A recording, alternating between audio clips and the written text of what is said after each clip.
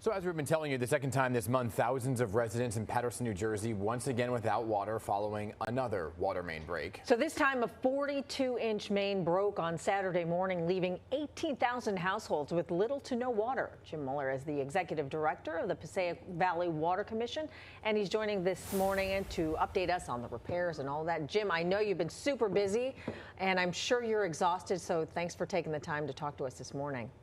Thanks for having me on. Good morning. So let's talk about how big this job is. I mean, this water main break, you were out there assessing the damage this weekend. So how long do you think this repair is going to take? So, yeah, we detected the break on Saturday morning, and by the afternoon, we had confirmed that it was on the 42-inch transmission main, which is a major main running through Paterson and other areas. We've been spending the last day and a half trying to isolate that break. You see the pictures of the pumping and the amount of water that was in the street that inhibited us effectuating a repair. The good news is overnight we did manage to isolate it, and for 3 or 4 hours in the early morning the main actually drained because the water was still trapped in there even though it was isolated. And now we're putting shoring boxes into the excavation and really be able to start repairing it. So, concurrently, we're working on putting in line stops on the same line about a half mile away from where the break is. We're hoping to get those in later this morning, which will allow us to turn on valves that allowed us to isolate the break. When we turn on those valves, it allows us to get water to the riverside section of Paterson as well as Fairlawn. So I'm hoping to have that in place by later this morning. Okay. And we've been working actively on the overnight to get that in place because the repair will take longer. Yeah, all right, that's good news that there's at least a timeline of when folks can expect to see some of the water, but obviously the frustrations are high, right? Especially if this is on the heels of another water main break just a few weeks ago. So how many people are impacted by this latest one? And because the timeline is still a little iffy, are you handing out water now? So the plan is, to get the water to these folks as soon as possible this morning, but concurrently looking at ramping up water distribution if needed. We still have pallets of water left over from the break a couple of weeks ago. So we can pivot to that later this morning if needed. But my main focus is trying to get the line stops in and get the valves turned to get the flow back, which is much better than just bottled water. But ready to do both. We're on multiple paths here to try to get relief for the residents impacted. Yeah, speaking of that break from earlier this month, is this at all related to that, the one by Hinchliffe Stadium? So the break, there was 2 lines earlier this month that were disrupted, a 24-inch line and a 30-inch line. Okay. They're on a different part of our system than this line, so it's not related.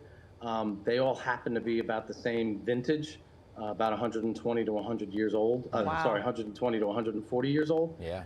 And that's part of the thing, just these pipes are telling us that it's time, to start our replacement program, which we're also ramping up. So a little bit of a longer term, maybe next year, I'm planning to, later this year, early next year, plan to bid out actual capital projects. We have 650 miles of mains, including the transmission mains and smaller water mains. So it's going to be over time, but we have a large capital investment plan starting next year and continuing at least for the next 5. And then we'll, slow and steady, keep at the replacement cycle for the system. But, late this year, early next year, there should be projects advertised and being awarded for actual construction as well. But it's all different parts of the system. It's very interesting because we usually hear about the water main breaks in the winter months because of the freezing of the pipes and the expansion of the pipes, right? And here we are in the middle of summer, which is just really showcasing the issues here. But what you're talking about in these long-term replacement lines, we talk about it often here in the city as well, in New York City. What does that cost, right? And is the state willing to assist in that? Because that's usually for a reason why it doesn't happen. Right. So we've got a very large capital plan. The largest ever for this company was approved a couple of years ago. We've begun putting out projects because it's not just water mains. It's our treatment plant. It's our reservoirs and our storage system. So all 3 of the, and plus the transmission mains and water mains. So all 3 components of the system we're actively working on and moving projects on. Some are in construction, some are in design, nearing bid. Yeah. But we're going to need more than just the capital plan we have approved. It's going to take a lot more than that. And we work very closely with New Jersey DEP and the State Water Bank on low interest loans and principal loan forgiveness. Some of our areas at PBWC are socioeconomically stressed, and that allows us access to principal loan forgiveness.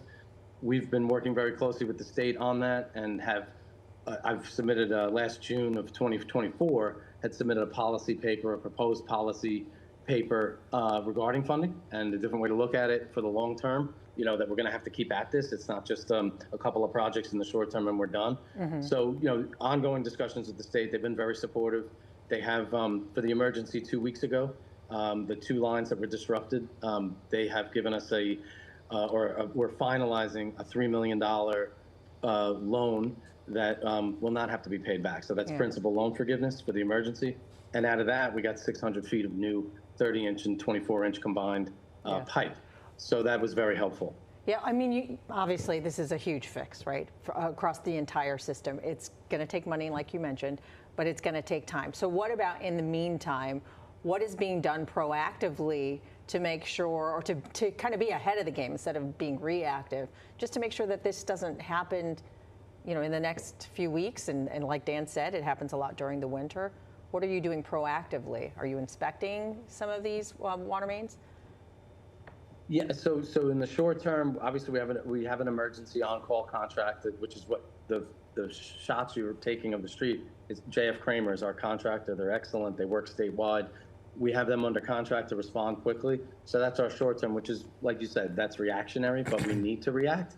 So we need that resource in place. The longer term is the capital investments, and we have to do it strategically. There's tens of thousands of feet of these kind of mains, 42-inch, 30-inch, 24-inch, all very critical arteries. We can't replace it all at once, but we have to start getting the projects out. And there's also more localized issues in neighborhoods with discolored water or just old cast iron mains that are very, they've lost the capacity over time to deliver water. We have to replace those as well. So there's a first tranche of projects that are, you know, at the end of this year, early next year, we'll be bidding, and that's key to start catching up and then getting ahead is really the capital. Okay, so just again, later today, people could expect to have their water back. That's my goal is later today or sooner. You know, later this morning, is to get water, even though the leak repair will take longer. Yeah. That is absolutely the short-term goal right now, is to get people water. If we do run into delays, I'm absolutely ready to pivot to handing out bottled water. But the real is getting water, so you know, to houses, and that's so people can flush their toilets and and take a shower. Okay, Jim, I appreciate your time this morning. I know you have a long day ahead of you. You're working hard and overtime right now. Appreciate you taking the time this morning. Thank you both. Appreciate it. Yeah, good luck to you.